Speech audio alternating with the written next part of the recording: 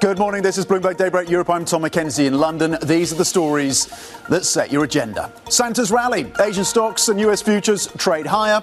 After cooling inflation, fires up bets for more rate cuts next year. Hedge funds, meanwhile, wager the yen could weaken to 165 versus the dollar in coming months. Japanese media reports Nissan and Honda aim to finalize a merger agreement by June. As former Nissan chairman Carlos Ghosn tells us, the tie-up is a, quote, desperate move. And Panama's president rebuffs Donald Trump's threat to reimpose US control over the Panama Canal. The president-elect says transit fees at the crucial waterway are, quote, ridiculous.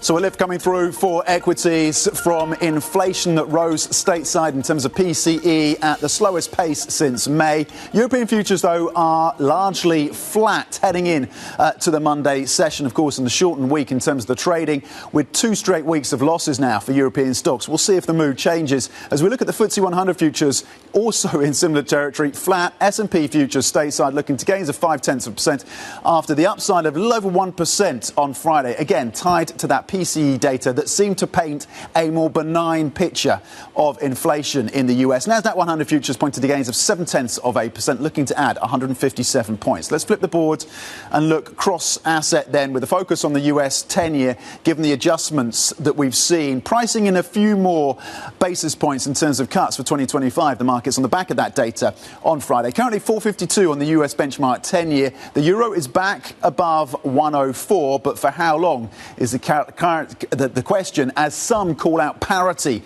for the euro in 2025. Currently 104 on the single currency versus the US dollar, up 0.1%. Brent crude at 73.20. We look, of course, at the tensions now erupting, at least verbal and rhetoric, versus and around the Panama Canal. We'll see if that gets any resolution, or if there's any more clarity in terms of Trump's thinking on that question. So oil getting a bit of a lift on the back of that story. Bitcoin at 95,563, still well below the 108,000 it reached last week, of course, taking a bit of a breather. But in the session today, the cryptocurrency is up 0.5%. Let's check in on the Asian markets, then getting a lift as well on the back of that slightly cooler inflation picture in the US, certainly taking the hand and the baton from the US picture on Friday. The benchmark is currently adding gains on the MSCI Asia Pacific. CSI 300, mainland China, up 0.4%. Officials, including the Premier, talking about the need to focus on the semiconductor space. So you've seen a bit of lift to shares there in China. The Nikkei over in Japan adding 1%, and the Kospi as well. In South Korea, currently gaining 1.5%. A decent session for Korean stocks, adding 36 points. Now, Asian stocks and US futures, as I've talked about, of course, are trading higher after the Fed's favoured inflation gauge cooled, reigniting those rate cut bets. Meanwhile, San Francisco Fed President Mary Daly says she's very comfortable with the projection of 2 rate cuts next year. Now I feel we've got that recalibration phase behind us, and we're in the next phase. And the next phase is really looking at the incoming information. We can return to a more typical pattern of gradualism for the Fed. My projection is that it will take many fewer rate cuts next year than we thought, but I'll watch the economy and see if that works out. OK, for more, let's bring in Bloomberg MLive's Ven Ram. Ven, talk to us about how bond markets then and bond traders are reacting to the latest Fed guidance. Last week, of course, we had what's been described as that hawkish pivot. And then to close out the week, slightly cooler than expected PCE inflation core and gauge, of course, for the Federal Reserve coming in slightly cooler than some had expected. Wrap that up for us in terms of how bond traders are reacting and projecting into 2025. Morning, morning, Tom. So I think that the markets are a bit more optimistic after that PCE print. But what we heard from Mary Daly was important. Gradualism is the watchword, and the markets are thinking that, look, maybe the Fed will be able to show on in 2 rate cuts. They are not fully yet there. But the thing to remember is we got a print of 2.8% on core PCE. Now, if you look at that print in the past 3 months, it's nudged successively higher, not lower. And that's, even though it was lower than estimated for Friday, it wasn't the number that the Fed is going to be comfortable with. The Fed has penciled in a core PCE of 2.5% for 2025. So until core PCE ebbs meaningfully, the Fed is not going to say, you know what, we need more rate cuts. So gradualism is the word, and they are data dependent, but they are not data point dependent. And that's the point that the markets were missing on Friday. Okay, so you were zeroing in on that gradualism phrase being used by Mary Daly, and you think that's probably appropriate as we think about the projection around rate cuts into 2025. Then, do you have clarity? I mean, this is a live debate right now within the FOMC and indeed amongst officials at other major central banks. The likely neutral rate in this new regime. Do you have clarity on where the number is? Well, the Fed has implicitly penciled in a rate of 1% because the longer run neutral rate is 3%. So if you back out inflation from that, you get 1%, 1 percentage point is what they're thinking. But that is much lower than what Fed officials have said outside the dot plot. If you look at Michelle Baumann and other officials, they have pointed to the rate being as high as 2.6%. It's probably not as high as 2.6%, but it's probably somewhere between 125 and 150. Now, if you factor in a core PCE that's hovering around 2.8, say 3%, so that itself will call for a Fed funds rate of 425 to 450, which is why I think that the watchword is going to be gradualism. The Fed is acutely aware of where the neutral rate, real neutral rate is, and they are not going to be cutting rates hereafter as much as they did in 2024.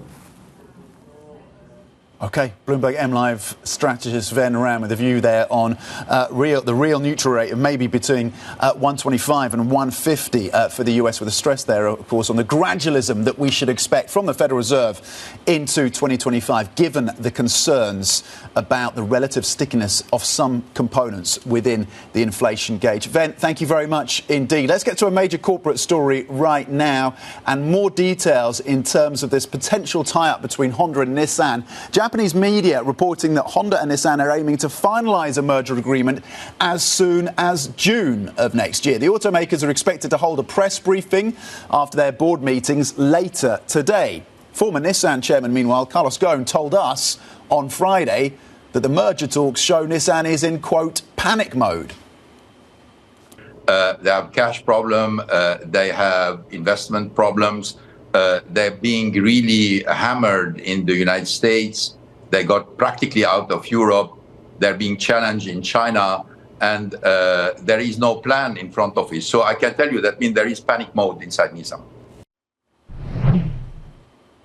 Okay, Carlos Ghosn speaking to Bloomberg on Friday. Let's bring in Bloomberg's EV supply chain and aviation reporter, Danny Lee, who's in Hong Kong covering this story for us. Danny, we hear about the talks progressing today, making progress. They've been speaking to Japanese government officials. It seems we are likely to hear from members and executives of both companies at some point later today. What is the latest? Yeah, I think today we're expected to hear kind of the starting gun of an agreement to kickstart the formal merger talks here.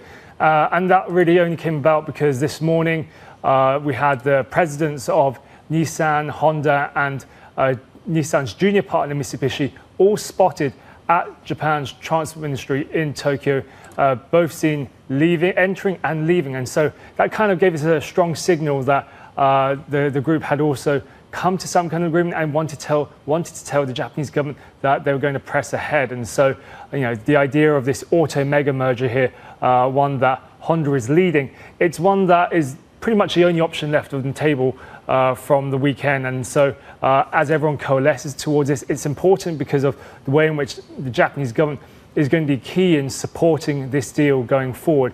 And some of the other headlines we've heard already this morning out in Asia is that we've got some kind of timeline that could come around this merger. The idea of getting the merger agreement by the middle of next year and then fully coming together between Honda and Nissan by 2026. And with Honda being kind of orchestrated to kind of save Nissan here, it's one where they would want to take the pick on the president to lead this enlarged group as well. So you can see how much Honda is trying to exert its influence at the expense of Nissan here.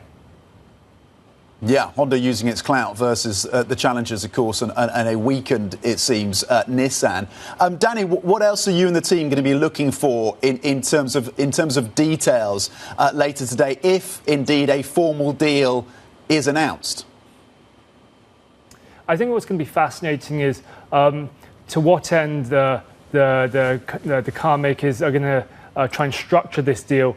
Again, obviously, the timeline around how quickly they want to get a deal, given the urgency around Nissan getting its house in order, and potentially what is on and off the table with regards to how this merger might come together in terms of jobs, resources, finances, and particularly just how they're going to both have to address the strategy issue that really is dogging Nissan right now, the fact that it is under such tremendous pressure on the sales and under missteps in strategy, which has put them in a position where they are having to knock on Honda's door. Well, yeah, indeed. The missteps, of course, and the competitive challenge, and many automakers all really kind of facing that competitive challenge, particularly from China. Put this potential merger, Danny, in that context of that increased competition from China, and more broadly the challenge of that transition as well as we look into 2025.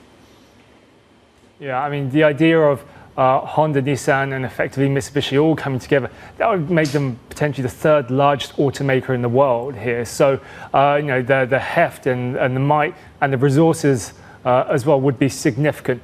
When you see just the rise of the Chinese automakers, particularly led by BYD, and also how far they're coming in with their whole portfolio of electric and hybrid vehicles, it's going to be important that the Japanese automakers, obviously, aside from that, Toyota, have some heft behind it as they have to try and weigh up against the competition in the form of those Chinese EV players going forward. And, the challenge for the global auto industry in 2025, especially with tariffs and the uncertainty over the sales of EVs and more broadly consumer demand for cars, is going to be a fascinating one to see how everyone tries to get their house in order, from Stellantis to Volkswagen and right in Japan as well. Danny Lee, thank you very much indeed, joining us out of Hong Kong as we keep an eye, of course, on the meetings that are ongoing in Tokyo between Nissan, of course, and Honda on that potential merger deal. Danny, thank you very much indeed. Now, the US has lifted a $10 million bounty on Syria's de facto leader, Ahmed al-Shara, after an American delegation met him in Damascus last week. The US says the move was needed for Washington to be able to engage with the country's interim government. For more, let's bring in Bloomberg Horizon's Middle East and Africa anchor, Jumana Besechi. Jumana, how significant, in your view, then, is this move by the US? Well, it is significant, but it's also important to remind everyone that HDS is still labeled a foreign terrorist organization by the US and Europe and other countries around the world as well. So that designation is still there. The removal of the $10 million bounty, I would say, was almost a prerequisite for those US State Department officials to be able to meet with Ahmed al-Shara in person. And a delegation headed to Damascus on Friday amidst heavy security led by the State Department's main person in the Middle East, that's Barbara Leaf. She sat down with Ahmed al-Shara and they had a conversation, after which she said that he was impressed with his pragmatism. He came across as being pragmatic, and that the priorities of this new transition government were rooted in getting Syria on the road to economic recovery. So it is a sign that the US is willing to work with this new and transitional Syrian government. Now, Barbara Leaf was asked about the potential removal of sanctions, which has been a big issue and sticking point, of course, and one that has really held back the Syrian economy during the course of the civil war, but she didn't comment on that. But one key feature, key element for the road to recovery for Syria would be unlocking those sanctions. In order for them to get there, it also means that this transitional government would have to abide by certain principles that are being put down by the US and Western officials, namely that they have to continue to respect the rights of the minorities, the ethnic minorities, religious groups within Syria. It is a very pluralistic, cosmopolitan society. There is a concern that due to the very early roots of this group, HDS, that they could resort back to some of their more extreme tendencies. So far, the messaging has proven to be more moderate, but yet, again, not enough at this point for the rest of the world to talk about, one, removing the terrorist designation, and number two, allowing for the removal of these sanctions. OK, so the tariffs and sanctions question may be being kicked into the long grass, or at least a question for the incoming Trump administration. Meanwhile, of course, a number of different players in the region are actively getting involved in the fate of Syria and its future. We're hearing reports that Saudi officials have been meeting as well with the new Syrian leadership. What are the details there, Jemana? Yeah, interesting. So many different delegates have actually flown into Damascus to meet with Ahmed Shara, the Turkish foreign minister included, but then a Saudi delegation also met with him, not the crown prince himself, obviously, but a representative from the royal palace. Notable because Saudi Arabia have sort of rejected any forms of extreme Islam in the past year. And the fact that they're willing to engage with Ahmed al-Shara also validates his sort of self-rebranding as a more moderate. And it's not just by the things that he said, but also even the way he dresses has changed over the course of the last couple of weeks. Up until the toppling of the Assad regime, he was fully dressed in militia gear, now dressed in a suit and a tie, and sort of brandishing his credentials as a serious politician and someone who wants to do the right things by the Syrian government. So there's a talk about institutions, but then also vis-a-vis Saudi Arabia. In an interview last week, Ahmed al-Shara was sort of praising the Saudi economic approach, saying that their 2030 vision is a model that Syria themselves would look to emulate. He would love to come up with an economic vision similar to the vision that Saudi Arabia has introduced as well. So yes, more and more signals from around the world that leading countries from the region and outside the region are willing to give this new government a chance, Tom. OK, Bloomberg Horizon's Middle East and Africa anchor Jemana Pasechi on the latest when it comes to Syria's new leadership and the attempts, at least by different parties within the region and outside, including the US, of course, to shape the future of that nation, at least have a stake in its future. Jemana, thank you. Coming up, a feud, meanwhile, over the Panama Canal, after President Donald Trump threatens to reimpose US control over the waterway. We'll have a look at the details, just how serious he actually could be, and the response as well, of course, from the Panamanian authorities. That's coming up. This is Bloomberg.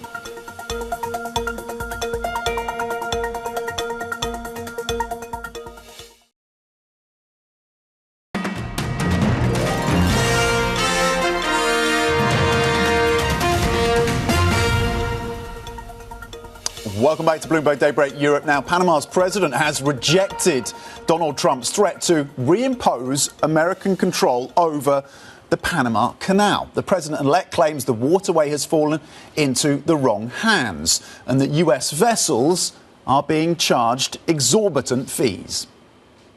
The fees being charged by Panama are ridiculous, highly unfair, especially knowing the extraordinary generosity that has been bestowed to Panama, I say very foolishly, by the United States. This complete ripoff of our country will immediately stop. It's going to stop. Every square meter of the Panama Canal and its surroundings belongs to Panama and will continue to be.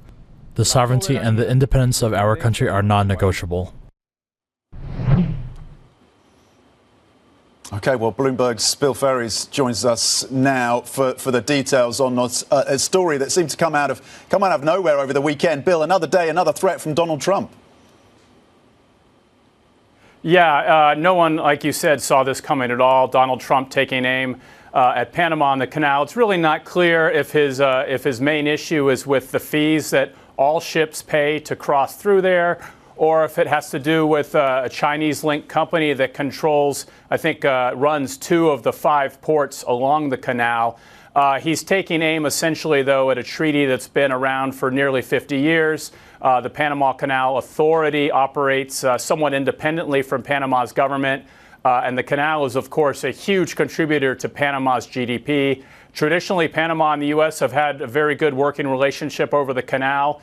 Panama has had some issues with water shortages that have limited the traffic that can go through. But by and large, this is an asset that provides a huge benefit to the U.S. and the U.S. system of trade.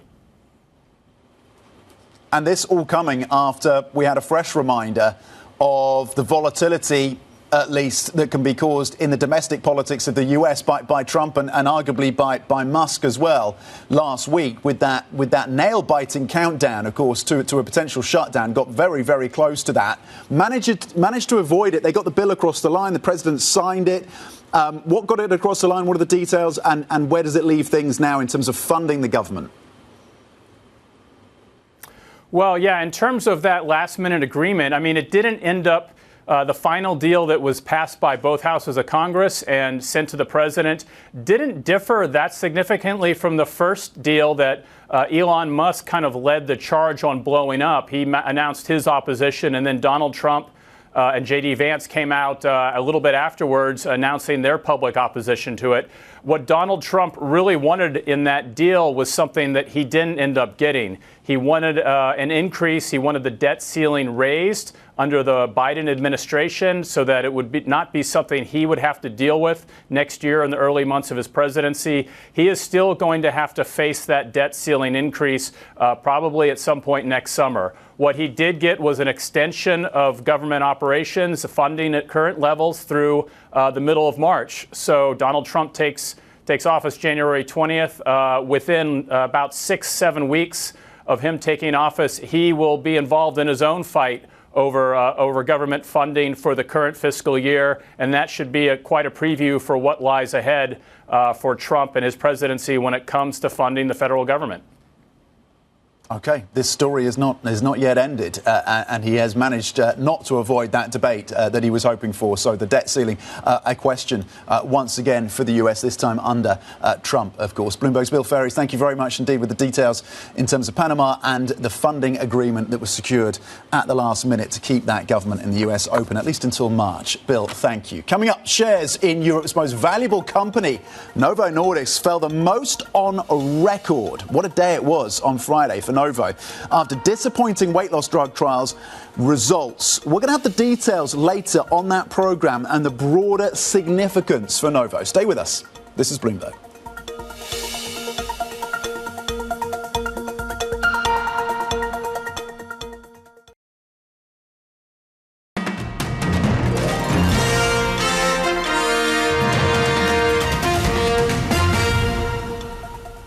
Welcome back now to some other stories making the news this Monday. A German judge has ordered pre-trial detention for a man suspected of driving a car into a German Christmas market.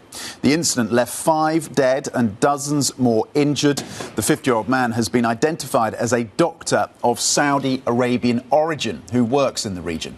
Authorities are investigating his potential motives, including earlier warnings from Saudi Arabia. Russian President Vladimir Putin has met with Slovak Prime Minister Robert Fico in a rare visit to Moscow by a European leader.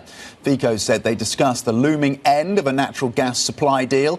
The talks took place just over a week before the expiry of a transit contract between Moscow and Ukraine.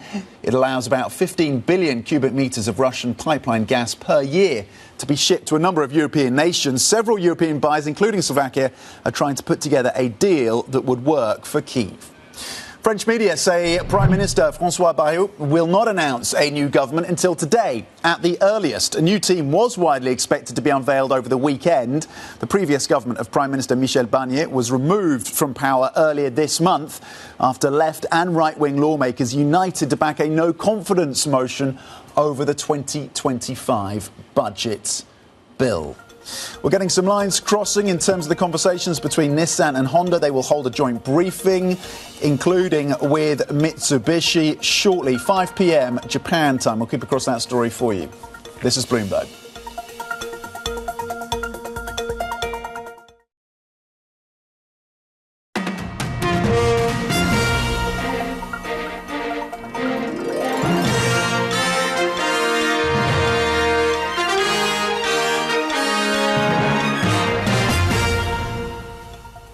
Good morning, this is Bloomberg Daybreak Europe. I'm Tom Mackenzie in London. These are the stories that set your agenda.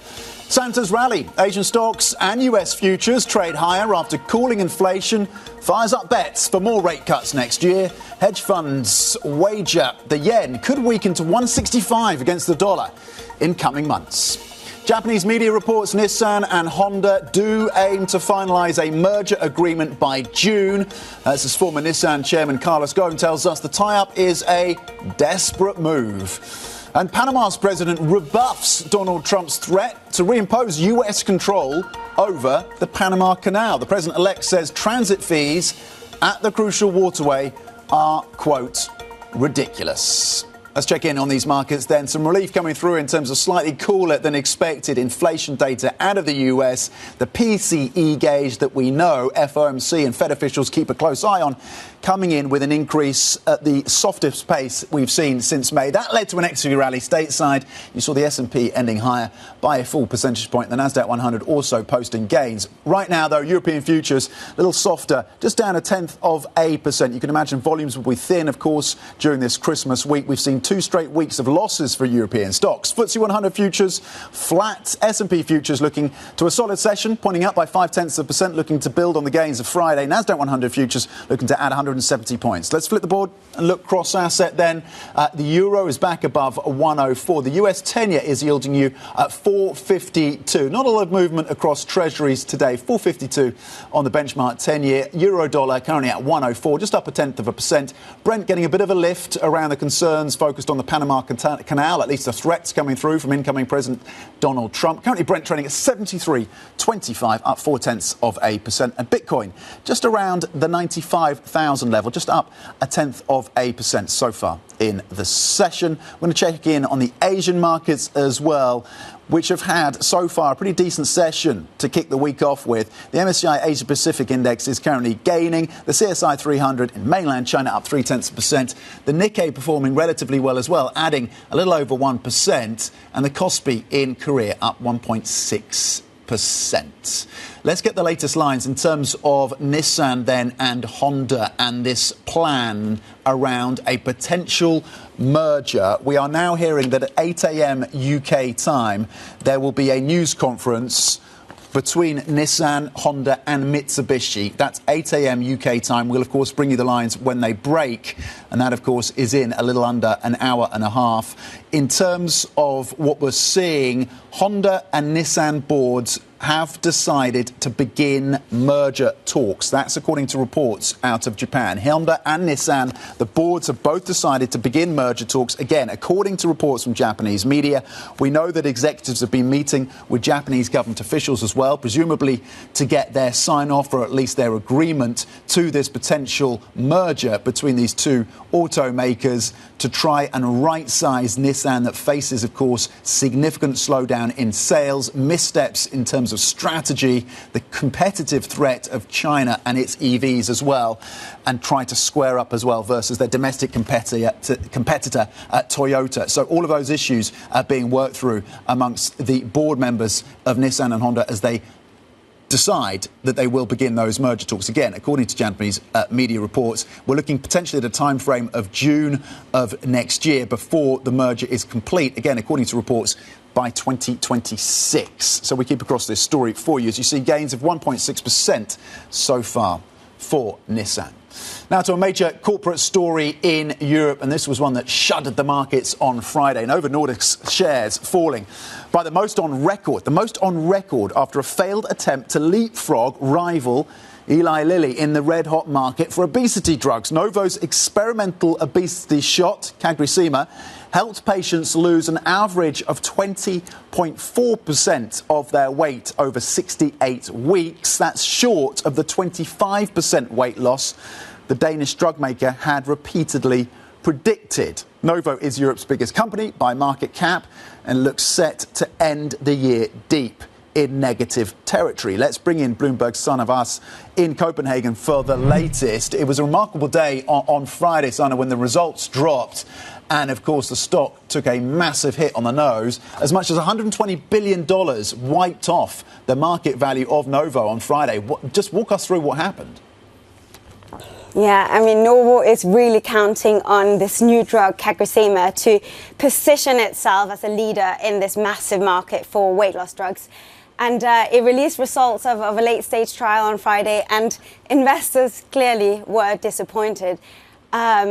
And the problem for Novo was, I mean, people did lose a decent amount of weight. I mean, 20% of your body weight, it doesn't sound too bad. But the problem for Novo was that it had just promised too much. It had said ahead of the results that it could deliver a 25% weight loss.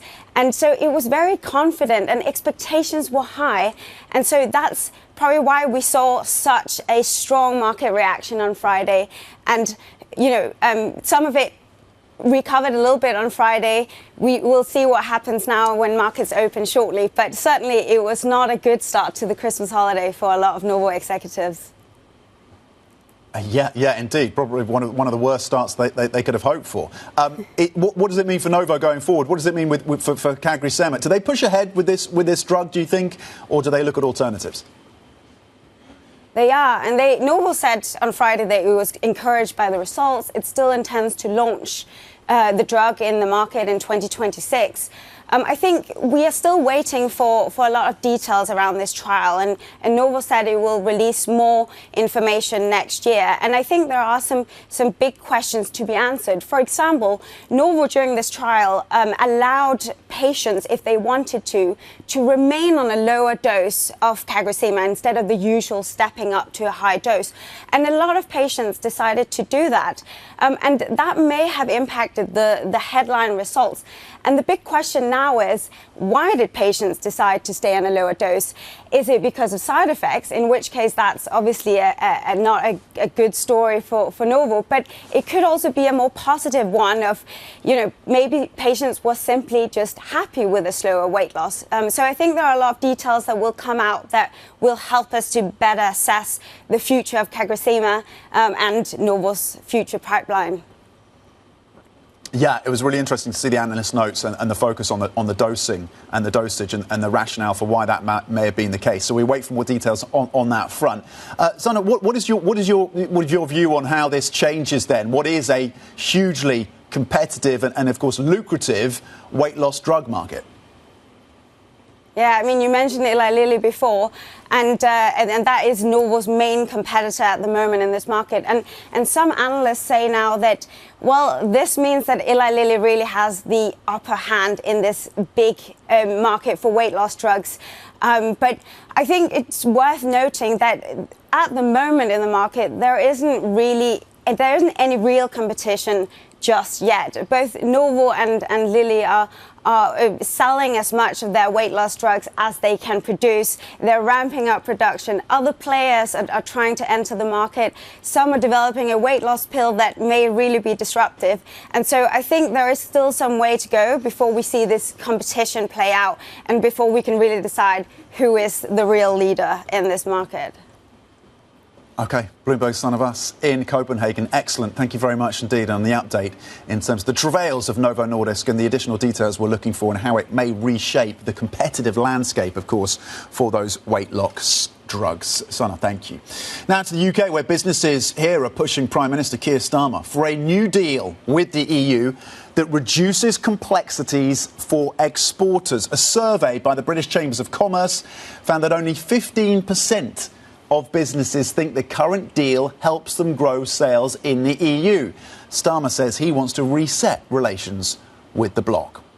And UK private sector activity, meanwhile, is expected to decline steeply in the next 3 months. That's according to a survey by the Confederation of British Industry.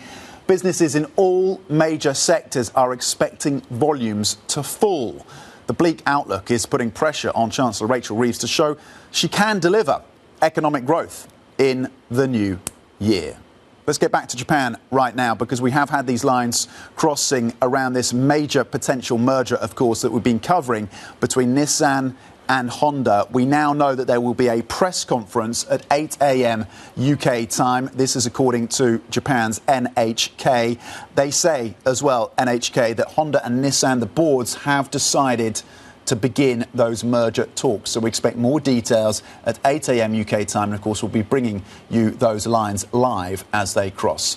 Meanwhile, Carlos Ghosn, the architect, of course, of the Renault-Nissan alliance, says merger talks between Nissan and Honda suggest that Nissan is in, quote, panic mode. He was speaking to Bloomberg on Friday and said that while there are similarities between them, cooperation between the two firms will be challenging. It's a desperate move.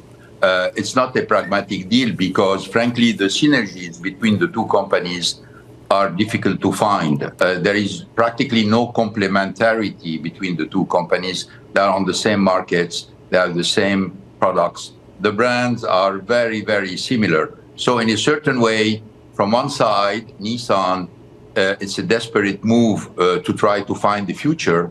And from the other side, Honda, which, if I understand well, they were not very excited about this move. But, you know, you have to count with METI in Japan. That means the METI had a big say into it. So at the end of the day, they're trying to figure out something that could marry the short-term problems of Nissan and the long-term vision of Honda. Do you think Nissan is being put? Do you think Honda is being pushed into this deal by the economy ministry? There's politics pushing this deal, Carlos, rather than the value of the deal. Without any doubt for me, that means having lived in Japan for so many years, I understand how influent can the METI be. And I can tell you that from all the data that I received about the performance of Nissan, which has been miserable for the last, at least for the last 2 to 3 years, they have cash problem, they have investment problems, they're being really hammered in the United States, they got practically out of Europe, they're being challenged in China, and there is no plan in front of it. So I can tell you that there is panic mode inside Nissan. You've dealt with the Japanese, you've dealt with Nissan, you understand the metrics to get these organizations together. Is the government going to have to deliver backstops to Honda to make this deal work? No, I think they in a certain way try to push Honda onto this deal. Obviously, Honda must have some kind of benefit out of it, if not on the short term, at least on the mid and the long term. But that will be closely monitored to make sure that the impact on the Japanese society is not going to be too big. Because, you know, when you have two companies of this size and practically in the same market with practically the same strengths and the same weaknesses, there are going to be a lot of costs to be taken out, and there are going to be a lot of duplication to be taken out. So this is going to be closely monitored by the METI. It's driven by the Ministry of Economy. So there's a political dynamic to this. Is this Japan creating, putting two companies together to really try and stand up to the competition from China? Is that part of the narrative here, Carlos? Without any doubt. It makes a lot of logic. Today, the Chinese automakers are on the winning side. They became, as you know, the largest exporter of cars. They are the largest maker of EV. They are being successful in a lot of new technology. They're doing fine cars. So in a certain way, yes, it's a defensive mood. It's a defensive mode that's going to be trying to shore up the Japanese industry and avoiding a cataclysm, first a social cataclysm in Japan, and particularly to try to reinforce these companies on the foreign markets. Okay, former chairman and CEO, of course, of the Renault-Nissan-Mitsubishi alliance, Carlos Ghosn. To another automaker in trouble, and the rise of China's EV industry, as Carlos Ghosn was talking about, has left German car giant Volkswagen in a tough spot. Bloomberg Originals has been looking at the existential challenges the company is facing and the flow-on effects for Europe's biggest economy. Cars are integral to Germany's modern economic and industrial identity, a pop cultural export and political lightning rod. 87-year-old Volkswagen embodies this on a global scale. It employs 680,000 people around the world. It has dozens of production locations. Millions of people, workers in other industries, are reliant on the business that they get from this company. It owns several household names. Some of those households are very wealthy indeed, while others descend from VW's principal demographic. There was a big celebration in Germany to mark the 1 millionth people's car since the war. The whole idea of the people's car was that every individual in the country would be able to afford one. Decades later, in 2023, VW's portfolio generated 320 billion euros in sales, equivalent to about 7.5% of Germany's entire GDP from that year. Okay, you can watch the full documentary on the terminal at Bloomberg.com and, of course, on the Bloomberg Originals YouTube channel. Coming up, SoftBank's founder is quietly plotting to build his own AI chips to take on NVIDIA. We discuss the details of Masayoshi Son's plan next. This is Bloomberg.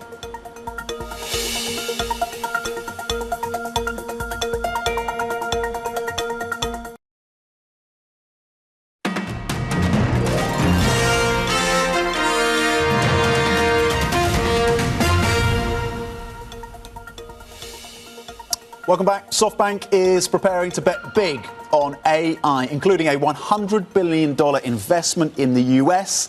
The company's redemption plan is the focus of today's Big Take. Bloomberg's technology editor, Mayumi Negishi, joins us now with the details. Mayumi, it's always fascinating to read about the plans of Masayoshi Son, and of course, part of that is tilted towards investment in the US. What has Masa been trying to do? What are the ambitions, the renewed ambitions, and why?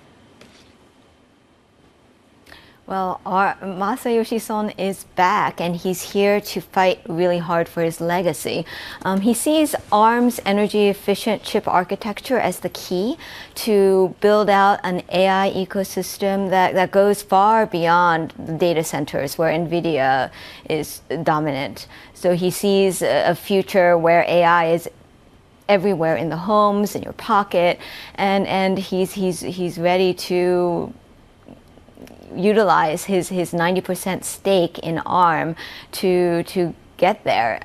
He was an early investor in NVIDIA and sold his stake in 2019 only to see NVIDIA emerge as this leader in AI, something that he's sort of been advocating for like over a decade. So it's something that he realized by seeing NVIDIA's surge, that this is something that he wants to do, that he wants to make his mark in this playing ground. So they could send out a prototype as early as next summer, and they're aiming for first shipments by next year. They're already approaching possible customers. And this is the Masayoshi Son that we know, the bet the house kind of Masayoshi Son. Yeah, and the ambition is certainly there, isn't it, in terms of the time frame? And you talk about the legacy and maybe some regret that he sold down what would be a vastly valuable stake, of course, in NVIDIA right now, that he sold that down. So the legacy is interesting. Talk about how this is going to be different from the Vision Fund, and to what extent this is a Masa who's still kind of burnt from missteps around investments in companies like WeWork. And this is a different Masayoshi Son. From what our reporting shows, this is a Son who seems to be much more open to listening to pushback. This is a Masayoshi Son who is going into unfamiliar territory. Semiconductor manufacturing is completely different from the kind of investment or telecom operations or broadband rollouts that he's been familiar with to now. And we're talking about clean rooms and nanometers and the intersection of chemicals and nanotechnology, craftsmanship, optical engineering. So he's forced to listen to his engineers, and in particular to ARM CEO Rene Haas about what is possible and what's not. So in that sense, there is hope that there will be some checks that he may not have had in the Vision Fund. Okay, some checks maybe from the team at ARM, led by Rene Haas, as you say, with their headquarters in Cambridge, of course, having been an originally UK-founded business. Bloomberg's Mayumi Negishi, editor of today's Big Take. You can read more on Of course, NI Big Take Go on the Bloomberg terminal and on Bloomberg.com. Really worth your time in terms of the next big bet coming from Masa around these AI chips. NVIDIA, of course, has a 90% share largely in the AI accelerators or the GPU market. So chipping away at that will be a challenge, but of course potentially highly lucrative. There's more details coming up in terms of year to date, some of the big moves that we've seen across these global assets, with a particular lens, of course, on US stocks. Stay with us. This is Bloomberg.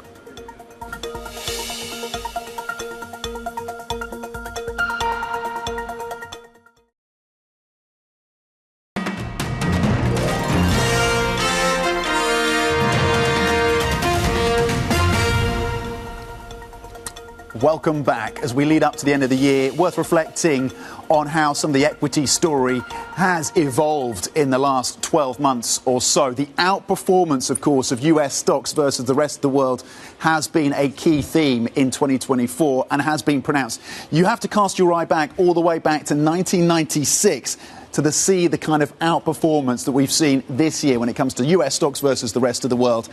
And of course, it has been narrowly concentrated. Some have flagged that as a risk. Some have suggested that there will be an opportunity to rotate out of some of those mega cap tech names and broaden that rally out in 2025, particularly as rates come lower. But that remains a key question, of course, and whether or not the rest of the world can start to catch up, particularly here in Europe. Will the ECB come to the rescue? And will those rate cuts that markets are pricing in for the European Central Bank give European stocks some of the ballast that they were missing this year? Around 25% year-to-date gains for the S&P, of course. Let's flip the board and have a look at some of the targets then, where the analysts are most bullish and where they're most bearish. Top of the list, Oppenheimer targeting 7,100 for the S&P at the top of the bullish range in terms of those targets, looking, of course, with the lens on the S&P. When it comes to the more bearish targets, year-end targets 2025, let's flip the board and have a look at where they sit. 5,500.